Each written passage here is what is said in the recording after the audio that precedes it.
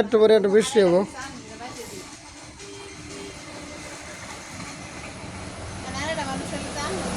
সমস্যা নাই, আমি এই নিতে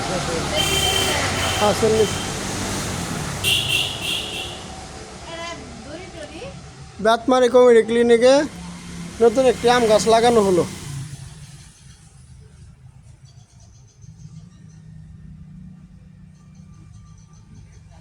আগস্ট মাসের 4 তারিখে।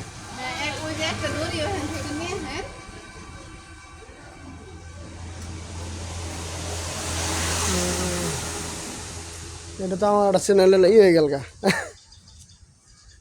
সোলা হয়ে যাও দেখি।